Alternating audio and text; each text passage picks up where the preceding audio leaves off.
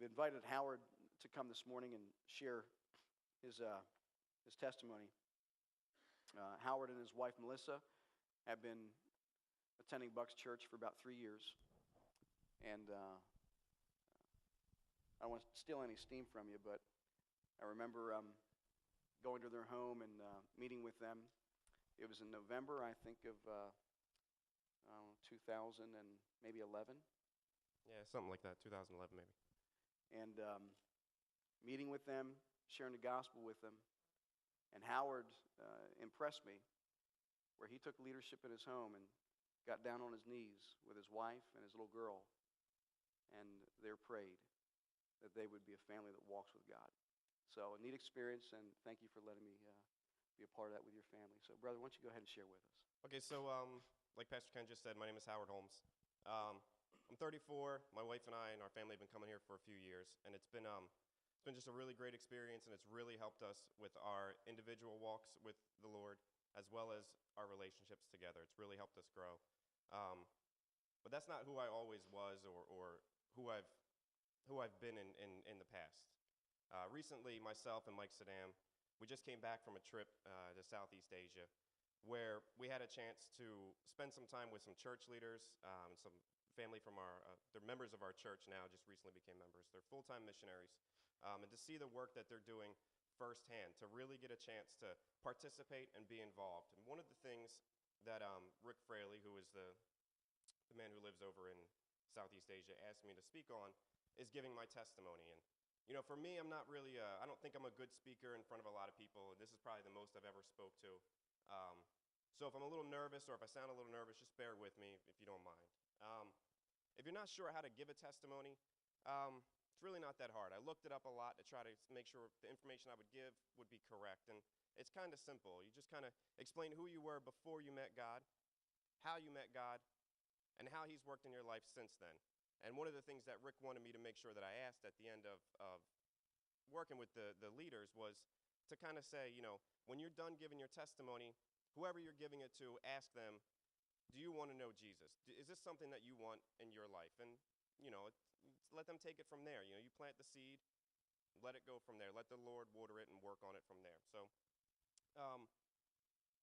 before I really had an understanding of who Jesus was, of what he did, of who he was and who he could be in my life, I was kind of raised in the Catholic by heritage lifestyle. I grew up in the 80s, and you're just Catholic because it's just what you were.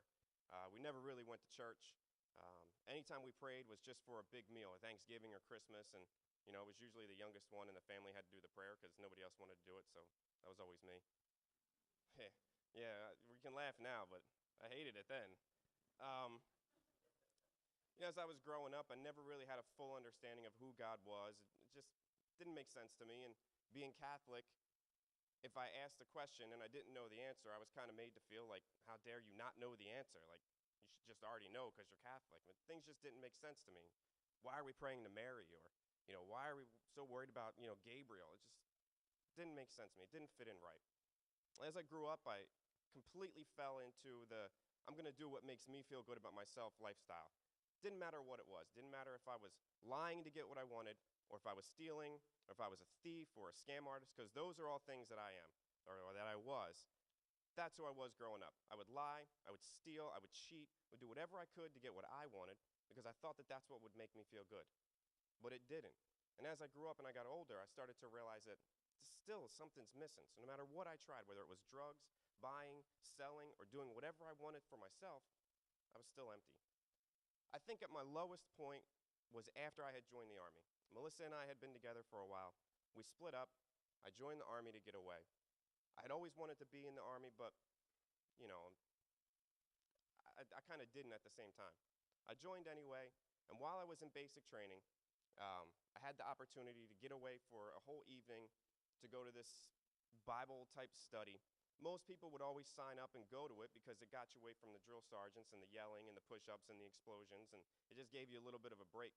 But I had felt pressed, you know, that it was going to be more than that for me.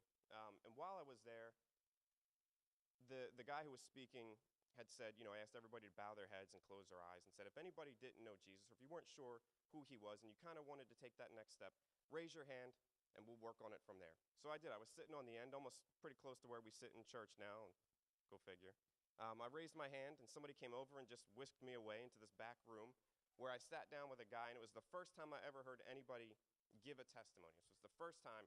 This guy is just, he doesn't know me from anyone. I'm in the middle of Missouri. I don't know him. He doesn't know me. And the lifestyle that I come from, first impressions are everything. It's important for you to make yourself look good, sound good, do all this stuff. All he says to me is that he's a liar, he's a thief, he's a drug addict, he's a drunk. And that's who I was. Except I couldn't have any of those things because I was in basic training away from my home, away from all my friends that would help me with those things. He asked me if I wanted to know Jesus, and I did. I wanted to take that next step. I wanted to get to the point where I wasn't who I was, and I was going to be who I felt like I should be, but I didn't know how to get there.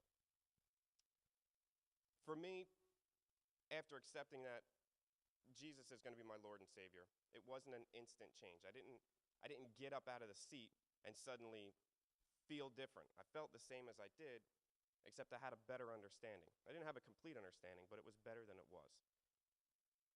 I'm not the kind of guy where instant changes just happen and suddenly you just see it. It takes a little bit of time for me. It's taken as much time as it's taken for me to get to the point where I'm at now, where instead of not caring about everybody that I see and only worrying about myself, I do care. I care about the people that are here. I love hearing your stories. I love meeting you and being able to do fellowship and spend time with you guys because it's a glory to the Lord. It gives him the glory that he deserves and that he should have because that's how it's supposed to be. We were made for that. We were made to glorify God. Who I was, how I met God, and who I am today are totally different. The Lord has worked in me in a way to push me towards going on these trips to South Asia. Being able to stand in front of people and tell them my story, tell them who I was, what a bad person I was, and who I've become today is because I've been able to put my faith in Jesus, to be able to really try to figure out who he was and how he affects me and where I can get to from 15 years ago to today. And then my testimony might be a little bit different if I'm explaining it to my daughter, because to tell her that I'm a drunk and a drug addict is probably not a good thing to tell a 6-year-old. But when she's a little bit older, that would be fine. When you're going to give your testimony, it's all right to adjust it a little bit as long as it's still your testimony, because it's your story. It's how God impacted you and took you from where you were to where he wants you to be. So that's pretty much it. That's my story in a 5-minute nutshell. I'm thankful that the Lord was able to work through me. I'm thankful that he was able to have somebody who was willing to share their testimony, because without that person's testimony, I don't know where I'd be today. That testimony was really important. It was honest, it was true, and it brought me from who I was to who I am today. It's kind of like the toll at the bridge, you could say, I guess, So that's about it. I don't know if I have anything else.